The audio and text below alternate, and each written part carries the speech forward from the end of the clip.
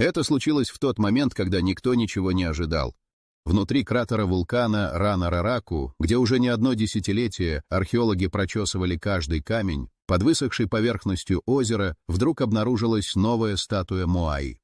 Ученые буквально наткнулись на нее случайно. Озеро обмелело из-за засухи, и то, что веками пряталось под водой, впервые показалось миру. Статуя была найдена среди тростников, в толще ила и растительности. И хотя снаружи казалось, что здесь уже давно все изучено, этот маленький каменный силуэт перевернул представление об острове Пасхи. До этого момента считалось, что все Моаи были обнаружены либо на склонах, либо по периметру острова. Но эта находка поставила под сомнение саму карту археологических точек на Рапа-Нуи. Факт оказался настолько неожиданным, что местные жители были потрясены не меньше ученых, ведь кратер Рана-Рараку — это не просто место, это священное сердце острова, где из камня рождались почти все известные Моаи. И теперь выяснилось, что даже здесь могут скрываться тайны, о которых никто и не подозревал. Что самое интригующее, рядом с этой статуей не было никаких следов постамента, захоронений или церемониальных следов. Это просто изолированная фигура в самом центре природной чаши. Как она туда попала? Почему ее не достроили или не переместили, на эти вопросы пока нет ответов. А вот тот факт, что она лежала под водой десятилетиями, если не столетиями, открыл совершенно новую гипотезу. Возможно, статуи были не только на поверхности. Возможно, самое интересное все еще скрыто под землей. Но как могла эта статуя пролежать так долго в воде и остаться целой? Ответ в следующей находке. На первый взгляд кажется невозможным. Как каменная статуя весом в несколько тонн могла так долго оставаться незамеченной в известной зоне, где ведутся регулярные исследования? Но именно это и произошло. Озеро в кратере Рана-Рараку, несмотря на активность археологов, считалось закрытым с точки зрения находок. Оно покрыто тростником, илистым дном и большую часть времени наполнено водой. Когда в регионе началась продолжительная засуха, уровень воды резко упал. Это обнажило часть дна, и в этом куске земли, буквально под ногами, ученые заметили характерный изгиб каменной формы. Расчистив участок, они увидели голову Моаи. Статуя лежала на боку, частично погруженная в ил. Неожиданность находки была в том, что раньше именно эту зону сканировали и осматривали, но каменная фигура оставалась невидимой из-за плотной растительности и слоев ила. Местные жители рассказывают, что уровень воды в кратере колебался и раньше.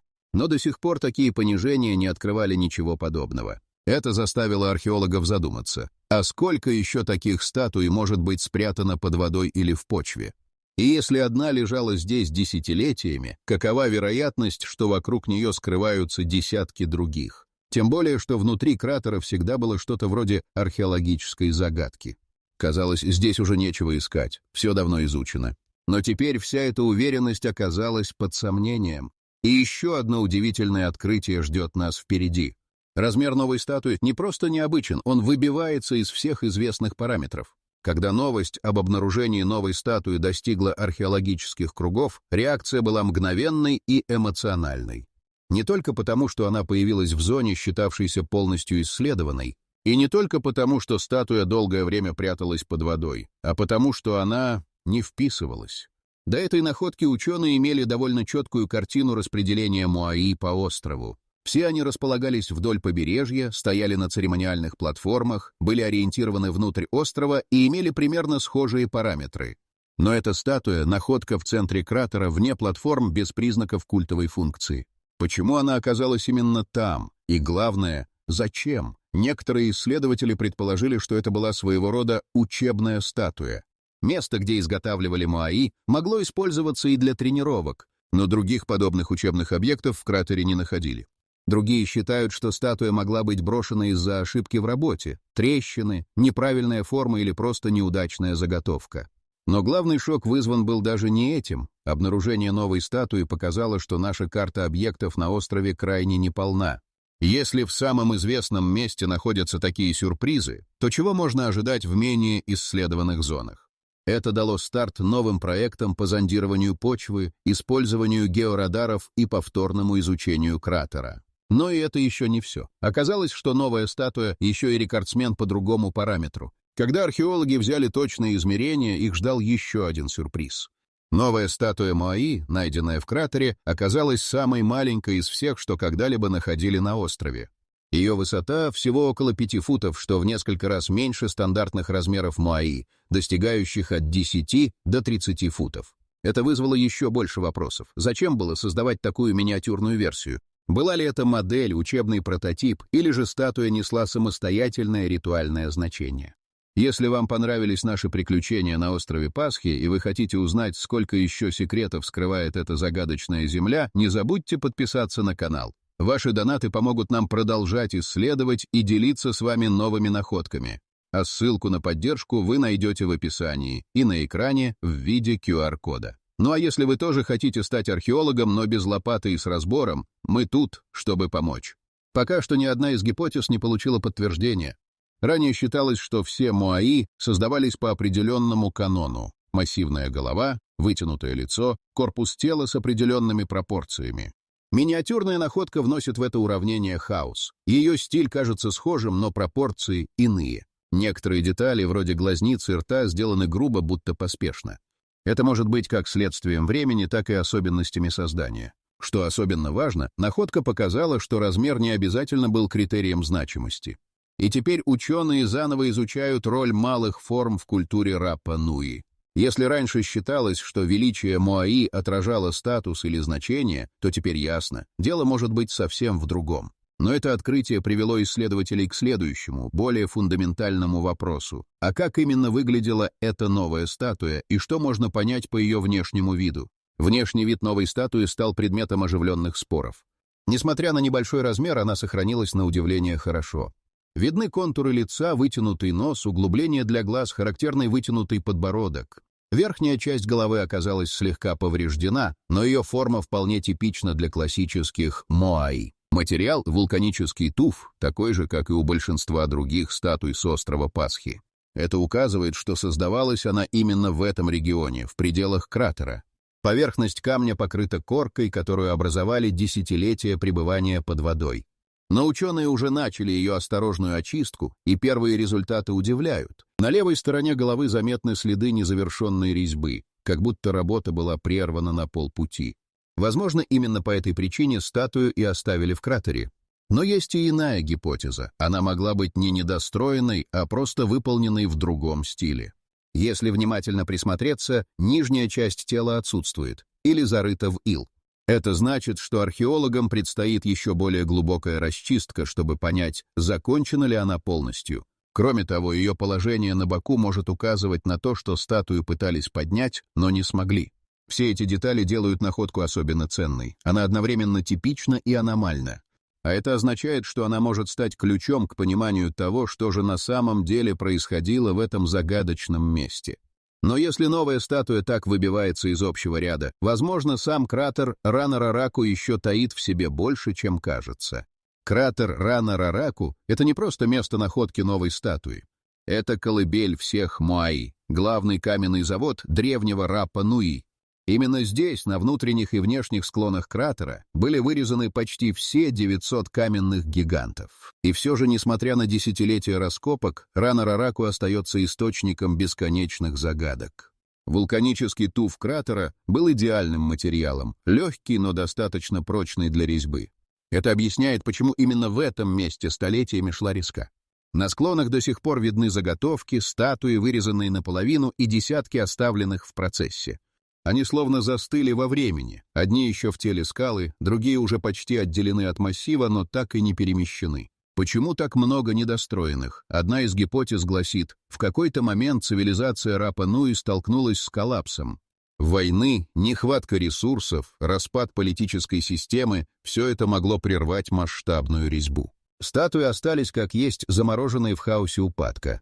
Но именно внутренняя часть кратера, озеро и его илистое дно долгие годы считались геологически мертвой зоной. Считалось, что внутри ничего не скрыто. И вот новая находка все изменила. Теперь кратер снова в центре внимания. Его изучают с новой техникой, исследуют подземные структуры, используют георадары и инфракрасное сканирование. На фоне этого становится очевидным, Рана-Рараку — это не просто карьеры. Это живой музей незавершенной истории, И если даже в центре кратера обнаружилась скрытая статуя, то логично предположить, под почвой, под склонами, возможно, зарыто еще много таких же. Так где тогда искать дальше? На этот вопрос археологи уже начали отвечать. После неожиданного открытия в центре кратера археологи начали пересматривать карту потенциальных находок. Ранее считалось, что все основные статуи либо выставлены вдоль побережья, либо остались на склонах кратера.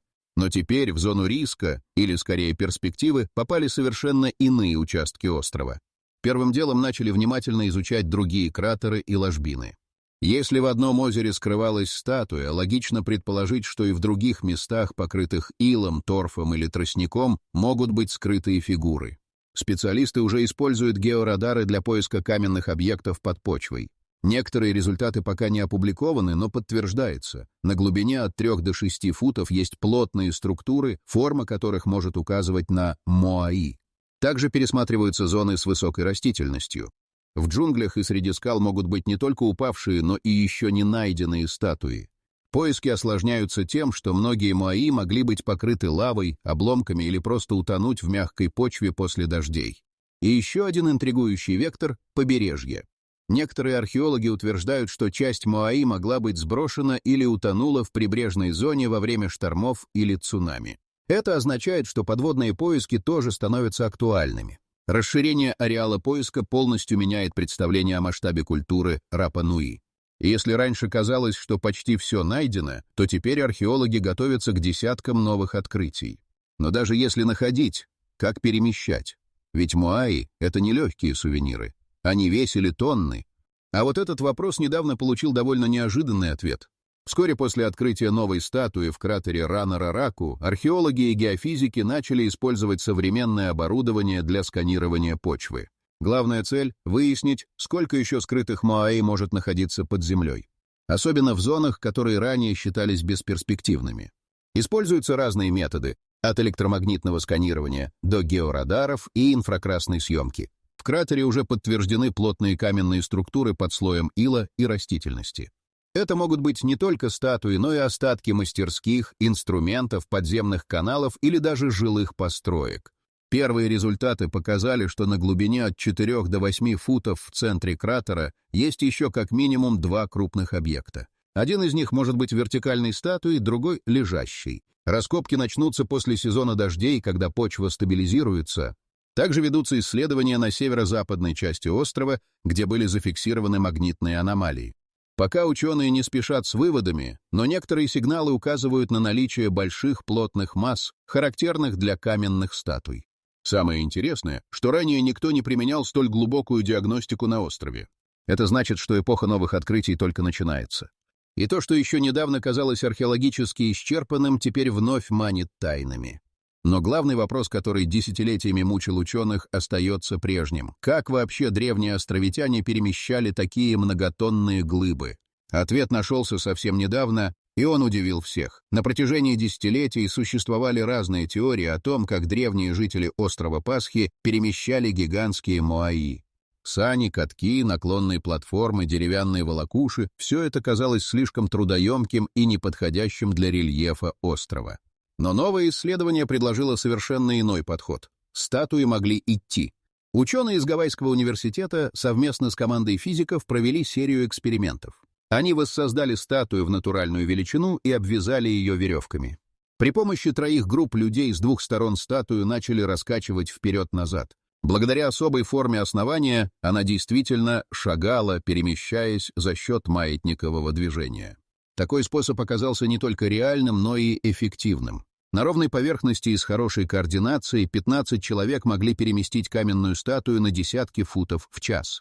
Причем без повреждений и почти без следов. Форма некоторых моаи действительно поддерживает эту гипотезу. У многих из них выпуклое основание и центр тяжести расположен так, чтобы обеспечить устойчивость при покачивании. Это открытие заставило пересмотреть старые теории и признать, островитяне могли использовать не грубую силу, а гениальное понимание физики. Но возникает еще более любопытный вопрос. А сколько людей на самом деле было нужно, чтобы переместить одного такого гиганта? До недавнего времени считалось, что перемещение каждого моаи требовало сотни рабочих. Однако новые расчеты, основанные на маятниковой теории передвижения, говорят об ином. Ученые определили, достаточно 15 хорошо скоординированных людей, чтобы шагающая статуя начала двигаться. В эксперименте использовалась точная копия одной из самых известных статуй, около 12 футов в высоту и весом более 6 тонн. При правильной раскачке веревками, закрепленными с 3 сторон, команда переместила ее на десятки футов всего за полчаса. При этом не использовались ни рельсы, ни катки, ни волокуши. Этот метод оказался особенно логичным для острова, где ресурсы были ограничены. Не требовалось вырубать деревья или строить сложные конструкции. Достаточно веревок, координации и понимания центра тяжести. Кроме того, анализ следов, оставленных под землей в некоторых частях острова, подтвердил, путь некоторых моаи имеет изогнутые следы, соответствующие движению при покачивании. Это окончательно укрепило теорию шагающих статуй. Теперь становится ясно, что перемещение гигантов было не чудом и не магией, а гениальной инженерией. И создавали их вовсе не сверхлюди. Но кто же именно работал над этими статуями? Долгое время считалось, что моаи создавались по приказу единой власти, верховного вождя или жрецов, управлявших всеми племенами острова. Но современные исследования опровергли это представление. На основе анализа стиля, техники исполнения и местонахождения статуй ученые пришли к выводу: моаи создавались разными племенными группами, каждая из которых имела собственную мастерскую. Эти группы были связаны с конкретными территориями и кланами. У каждой общины была своя лаборатория в кратере Рана-Рараку, и они вырезали моаи для своего региона. Это объясняет разнообразие в размерах, форме лиц, пропорциях и деталях оформления. Некоторые моаи выглядят грубо и небрежно, другие тонко обработаны и почти симметричны. В работах последних лет ученые обратили внимание на резьбу на спинах некоторых статуй. Это могли быть символы, маркировки или знаки принадлежности к определенному племени. Некоторые из них повторяются только на моаи, найденных в одном конкретном районе острова. Это еще одно доказательство того, что статуи создавались не централизованно, а распределенно. Также обнаружены свидетельства того, что изготовление статуй было делом не только мастеров, но и всего клана. Люди приносили пищу, помогали в очистке камня, участвовали в ритуалах перед началом и завершением работы. Это был коллективный процесс с глубоким культурным и духовным значением. Такая структура производства объясняет и то, почему на острове так много статуй, каждая группа хотела увековечить себя. И все они смотрели в одном направлении, но в буквальном смысле. Не на океан, а внутрь острова. Почему? Пожалуй, это один из самых поразительных и недооцененных фактов об Моаи. Несмотря на то, что остров Пасхи — это крошечная точка посреди огромного океана, почти все статуи стоят лицом не к воде, а внутрь суши. И это не случайность. Исследования показывают, что ориентация Моаи была строго подчинена идее охраны и наблюдения. Лицо статуи, как символ предка или духа, должно было смотреть на деревню, общину или территорию, которую он защищает. Это делает Моаи не просто украшением или религиозным символом, а сторожем, наблюдателем, защитником. Единственное исключение из этого правила — статуи на платформе Ахуакиви. Они действительно смотрят на океан, но именно они, по мнению ученых, не были размещены в традиционном для острова контексте. Более того, их ориентация совпадает с астрономическими ориентирами, солнцестоянием и звездными циклами. Для Рапа-Нуи Земля была не просто средой обитания, она была священной. И статуи, стоящие лицом внутрь, подчеркивали это. Они не смотрели вдаль, не охраняли от внешнего врага. Они напоминали живым о предках, о долге, о связях между поколениями.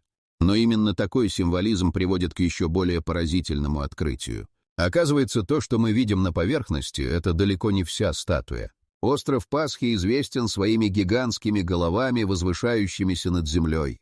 Но на самом деле это лишь вершина айсберга. Несколько лет назад археологи начали раскопки вокруг некоторых стоящих моаи, чтобы стабилизировать их основания. И то, что они нашли, стало настоящей сенсацией. Под поверхностью земли скрывались тела. Полноценные туловища, покрытые резьбой, вытянутыми руками, ремнями и символами. Некоторые статуи уходили под землю на глубину более 10 футов. Это означало, что большинство известных моаи на самом деле полные фигуры, а не просто головы. Причина, по которой тела оказались под землей, проста. Со временем ветер, дожди и эрозия накапливали почву у подножия статуй. Кроме того, некоторые статуи никогда не поднимались в вертикальное положение. Они были оставлены в кратере или на склоне. Раскопки показали, что на спинах многих моаи вырезаны сложные узоры. Эти символы, возможно, указывали на принадлежность к клану, духовный статус или даже важные события в жизни общины. До этих открытий ни один исследователь не подозревал, что у моаи есть такие детали. Это открытие кардинально изменило отношение к известным статуям. Теперь они ведь не просто загадочные головы, а сложные скульптуры, хранящие в себе больше информации, чем можно было представить. Но как именно создавались эти каменные гиганты? Чем пользовались древние мастера, чтобы вырезать из скалы такое совершенство? В кратере Рана-Рараку сохранились десятки недостроенных моаи, а также следы работы древних резчиков. Эти остатки дают нам редкую возможность увидеть сам процесс создания статуй, от первого удара по скале до почти готового изваяния. И самое удивительное, все это делалось без металлов, без современных инструментов, только с помощью камня. Материал, из которого создавались моаи, это вулканический туф. Он сравнительно мягкий, особенно в свежем виде. Именно поэтому его выбирали в качестве основного строительного камня. Для работы использовались долбящие инструменты из более твердого камня, таких как базальт и обсидиан. На некоторых участках найдены древние молоты, обтесанные каменные блоки, удобные для захвата рукой. Их форма указывает на интенсивное использование. Удары по скале оставляли характерные канавки, и эти следы до сих пор видны на стенках кратера. Резьба происходила поэтапно. Сначала вырезали контуры фигуры на вертикальной стене. Потом отсекали заднюю часть, постепенно отделяя фигуру от массива. После этого статуи укладывали горизонтально и дорабатывали детали. Многие статуи так и остались на месте, либо брошенные, либо незавершенные. Некоторые из них на финальной стадии отделения. Они словно замерли в момент, когда цивилизация перестала существовать. Что же произошло? Почему мастера бросили инструменты, оставили работы и больше никогда не вернулись к ним? Ответ на этот вопрос кроется в причинах внезапного прекращения массового производства моаи. На крошечном клочке земли посреди Тихого океана находится более 9 сотен каменных гигантов. Это число ошеломляет. Почему древние жители посвятили столько времени, сил и ресурсов на производство стольких моаи? А ответ кроется в культуре предков и социальной структуре Рапа-Нуи. Каждая статуя — это не просто скульптура, это образ предка, покровителя, защитника рода. Чем больше была статуя, тем выше считался статус клана. А чем больше статуй, тем могущественнее и уважаемее выглядела территория. Моаи были способом утвердить власть, влияние и память. Социальное соревнование между кланами подстегивало гонку за количеством. Каждый клан стремился построить больше, выше, внушительнее. Это создало уникальную ситуацию, культурную одержимость созданием каменных гигантов. Однако в какой-то момент эта гонка закончилась. Почти одновременно десятки моаи остались недостроенными. Резьба прекратилась. Причины до конца не ясны, но историки выделяют несколько ключевых факторов: истощение ресурсов, внутренние конфликты и вмешательство извне. Но самым загадочным остается то, что многие статуи были оставлены прямо в процессе. Как будто все остановилось в один день. Среди них гиганты, которые так и не покинули склон вулкана. Некоторые срезаны наполовину, другие лежат на земле без глаз. Что же произошло с этими каменными гигантами, которые остались навсегда в прошлом? И почему самые грандиозные из них так и не были завершены? Склоны Рана-Рараку усеяны десятками незавершенных моаи. Некоторые из них почти полностью вырезаны, другие только в начальной стадии. Каждая такая фигура, как замершее мгновение. Что-то прервало процесс, и мастера больше никогда не вернулись к работе. Эти недостроенные статуи особенно важны для археологов. Они позволяют понять технику резьбы, этапы создания и даже инструменты, которыми пользовались мастера. Но главное, они становятся свидетелями катастрофы. Что-то вынудило древних ремесленников оставить труд своей жизни. Среди них гиганты, которых невозможно было бы переместить физически. Некоторые достигают высоты в 35 футов и весят до 100 тонн. Возможно, именно желание кланов превзойти друг друга привело к созданию неподъемных статуй. Амбиции переросли возможности. Другие статуи находятся в положении, которое указывает на спешку. Их оставили в состоянии транспортировки или первичной обработки. Такое ощущение, будто работа прекратилась резко, без подготовки. Археологи отмечают, что большинство таких остановленных работ датируются примерно одним историческим отрезком. Это совпадает с эпохой социальных конфликтов и ухудшения экологических условий. Конец строительства Моаи — это и конец эпохи. Символ цивилизации застыл в камне именно в тот момент, когда она начала рушиться. И теперь встает вопрос, что именно уничтожило культуру, способную создавать такие памятники? Много лет существовала теория, что Рапа-Нуи разрушили сами себя, вырубили леса, истощили ресурсы и ввергли остров в экологическую катастрофу. Но последние исследования дают более сложную и мрачную картину.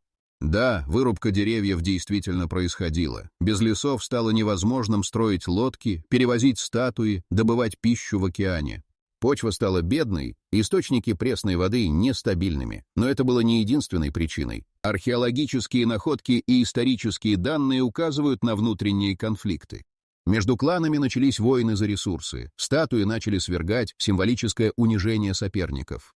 Целые платформы были разрушены. Наступила эпоха разрушения, а не созидания. Затем пришли европейцы. С собой они принесли болезни, рабство, насильственное крещение. В течение нескольких десятилетий население острова сократилось в десятки раз.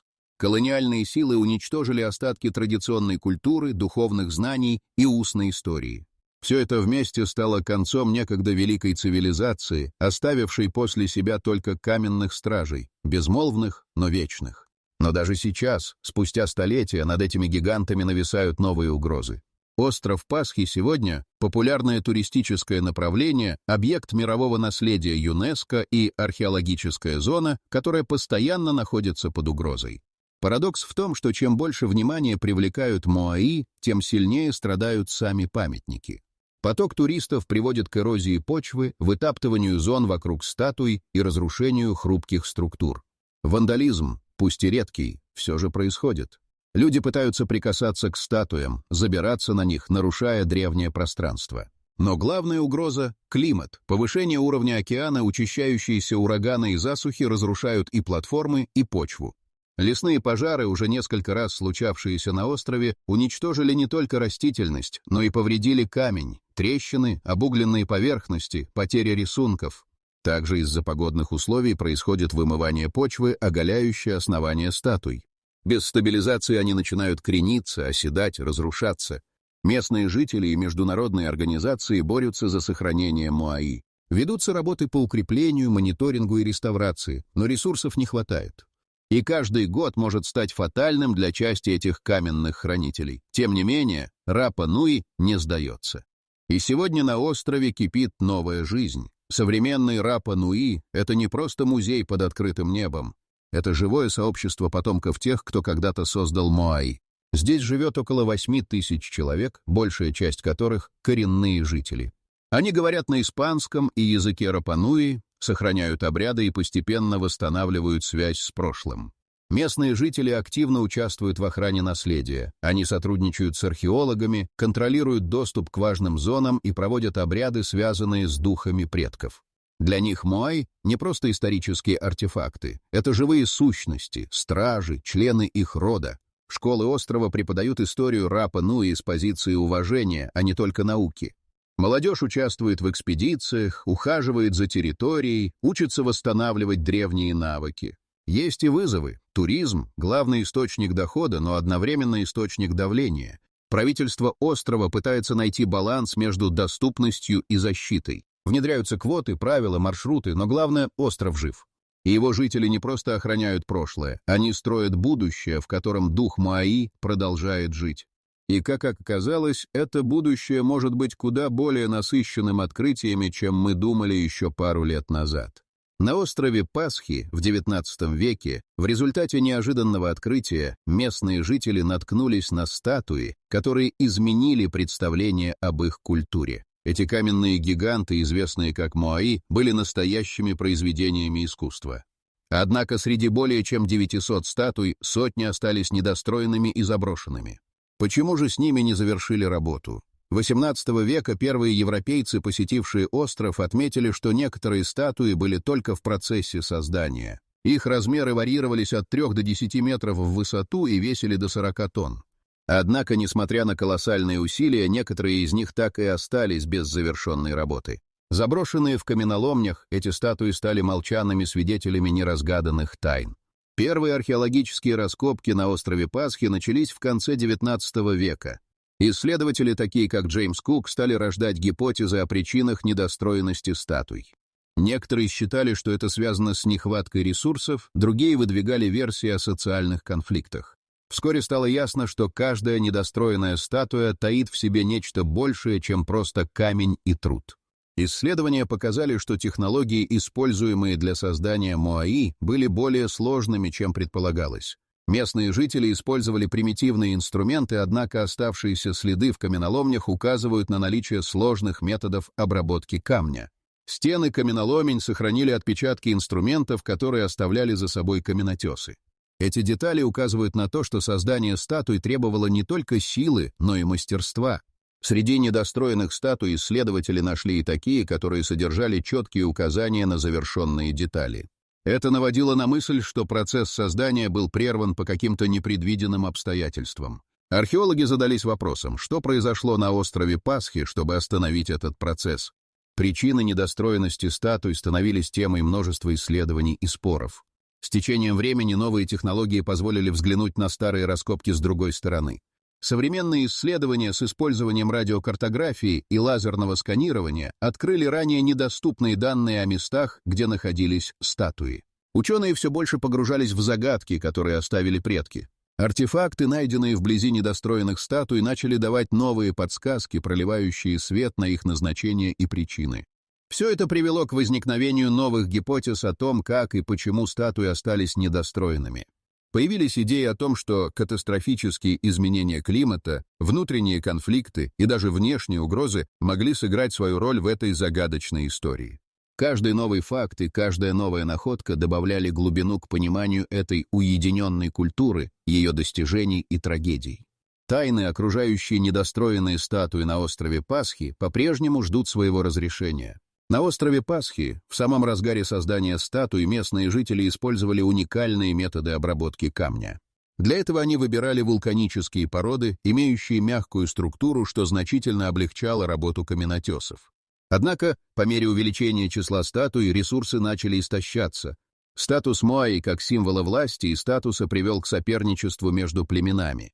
В период между 1415 и 1510 годом рост населения стал оказывать давление на окружающую среду. Люди начали вырубать леса для получения древесины, необходимой для передвижения и установки статуй. С каждым вырубленным деревом ситуация становилась все более критической. Племена начали сражаться за оставшиеся ресурсы, что привело к внутренним конфликтам и ослаблению общества. Однако внутренняя борьба была не единственной угрозой. В это время на острове происходили и климатические изменения. Окружающая среда перестала обеспечивать достаточное количество пищи. Сокращение сельскохозяйственных угодий и истощение рыбных запасов вынудили местное население бросить усилия на создание моаи. В результате статуи, когда-то служившие символами статуса и силы, превратились в жертвы амбиций и конфликтов. Несмотря на трудности, некоторые племена продолжали создавать статуи, используя оставшиеся ресурсы. В этот период появились недостроенные моаи, застрявшие на различных стадиях работы. Некоторые статуи были оставлены в каменоломнях, другие — неподалеку от мест установки. С каждым новым конфликтом количество недостроенных статуй увеличивалось, и их присутствие становилось все более заметным. В 1505 году археологи нашли свидетельство того, что некоторые статуи действительно были инициированы как часть религиозных ритуалов. Недостроенные моаи содержали элементы, указывающие на то, что они предназначались для поклонения предкам. Это открытие указывает на то, что не все статуи были просто символами власти. Многие из них были связаны с духовной стороной жизни островитян. Однако со временем, когда климатические условия ухудшились, а ресурсы истощались, духовные ритуалы начали терять свою значимость. Племена стали все более сосредоточены на выживании, и создание моаи отошло на второй план. Археологи обнаружили, что к концу XVI века многие статуи так и остались недостроенными, что подтвердило крах целой культурной традиции. Параллельно с этим исследователи начали обнаруживать, что некоторые статуи, которые остались незавершенными, имели удивительные детали. Например, у одной из недостроенных статуй были заметны элементы, указывающие на то, что местные мастера использовали высококачественные инструменты, недоступные ранее. Это открытие вызвало новые вопросы о том, как племена адаптировались к меняющимся условиям. Недостроенные статуи стали не просто артефактами, но и ключами к разгадке сложной и трагической истории острова Пасхи. Углубление конфликта между племенами, борьба за ресурсы и изменяющийся климат создали уникальную и тревожную картину, где каждое недостроенное произведение искусства имело свою собственную историю, полную горечи и утраты. В процессе изучения недостроенных статуй археологи обнаружили, что методы, использованные для их создания, были значительно более сложными, чем считалось ранее. Подробные исследования каменоломень показали, что местные жители использовали не только примитивные инструменты, но и удивительно продуманные технологии. Например, они применяли специальные рычаги и конструкции, чтобы перемещать массивные блоки камня, что позволяло им создавать статуи различной высоты и веса. Однако с каждым новым открытием становилось все очевиднее, что использование таких методов требовало значительных затрат ресурсов, что усугубляло и без того сложную ситуацию на острове.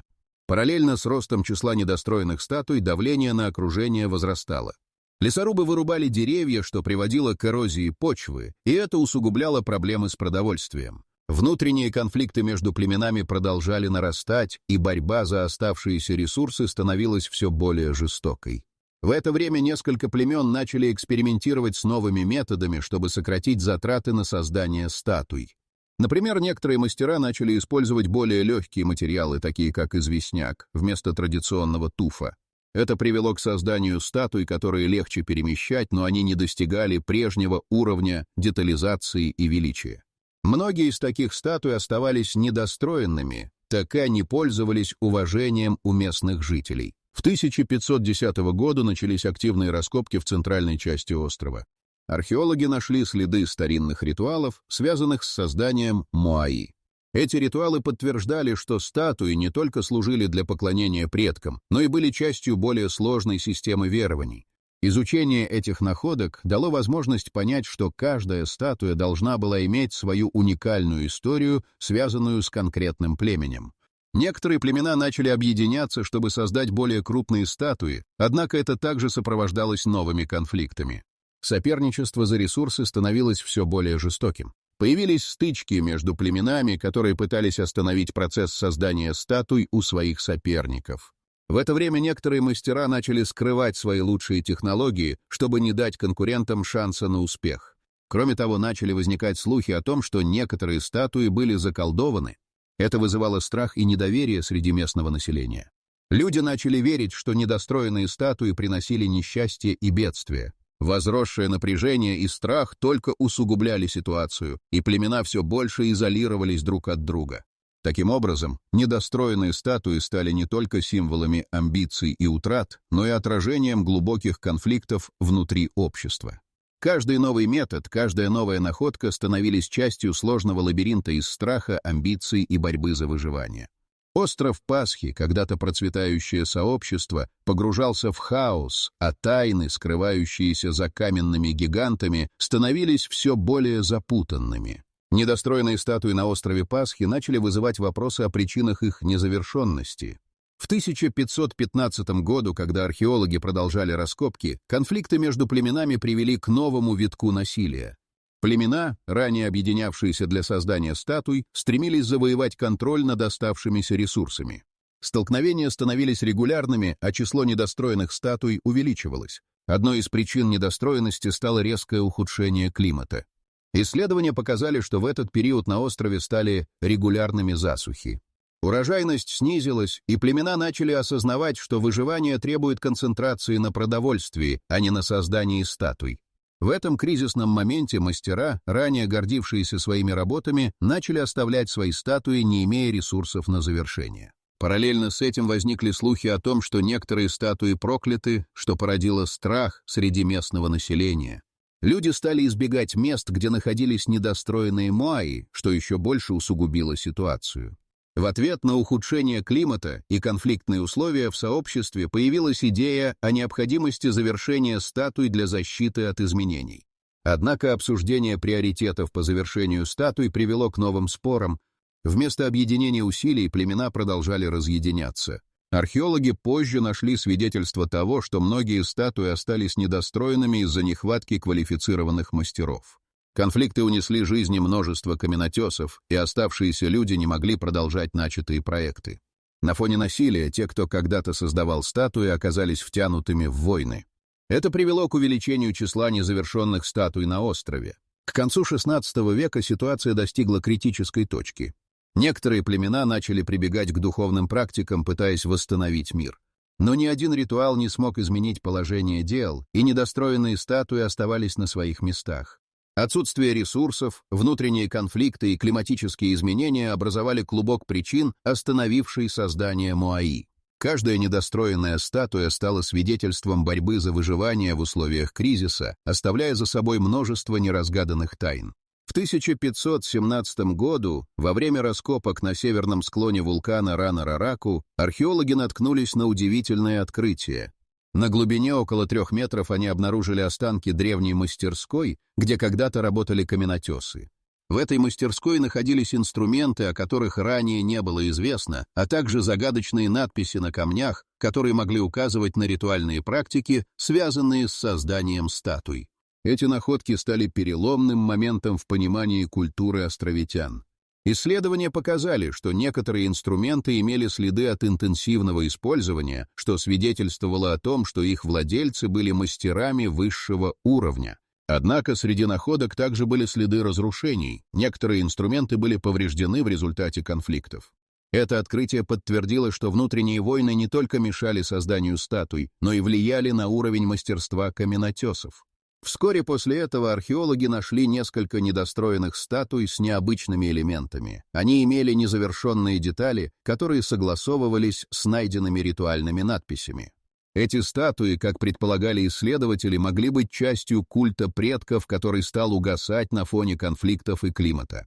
Некоторые из статуй были вырезаны с использованием техник, которые ранее считались невозможными для местных мастеров, что добавляло загадки к их происхождению. С каждым новым открытием становилось все яснее, что процесс создания статуй был связан не только с культурным наследием, но и с глубокими духовными верованиями. Археологи начали собирать данные о ритуалах, которые могли быть частью создания Моаи. Вскоре они выяснили, что статуи использовались не только для поклонения предкам, но и как своего рода связующее звено между миром живых и миром мертвых. Обнаруженные артефакты, включая жертвенные подношения, указывали на то, что племена приносили дары статуям в надежде на защиту и благословение. Это открытие стало шоком для исследователей, так как оно свидетельствовало о том, что недостроенные статуи не просто были заброшены, а оставались частью активного культурного процесса. По мере того, как археологи продолжали раскапывать мастерскую, они наткнулись на следы сражений, остатки древних оружий и поврежденные статуи. Это подтверждало, что внутренние конфликты фактически разрушили культурное наследие. Мастера, которые когда-то создавали величественные Моаи, теперь были вынуждены сражаться за выживание, оставляя свои проекты незавершенными. Кульминация исследований пришлась на момент, когда в одной из статуй была найдена скрытая полость. В ней находился свиток с текстом, который стал поворотным моментом для всей истории острова. Он содержал старинные заклинания и указания на то, как завершать статуи. Этот свиток стал последней надеждой для ученых, которые стремились разгадать тайны, скрывающиеся за недостроенными каменными гигантами. С найденным свитком археологи поняли, что недостроенные статуи были не только символами упадка, но и чудом культуры, которая оставила след в истории. Разгадка этой тайны открыла новые горизонты для понимания жизни и верований островитян, показывая, что даже в условиях кризиса их стремление к созиданию оставалось неподвластным времени. В последние годы исследования на острове Пасхи стали более интенсивными благодаря современным технологиям. Спутниковые снимки и лазерное сканирование открыли новые горизонты для изучения архитектуры и расположения статуй. Ученые выявили не только недостроенные Моаи, но и геометрические структуры, образующие единую сеть священных мест, связанных с ритуалами и поклонением предкам.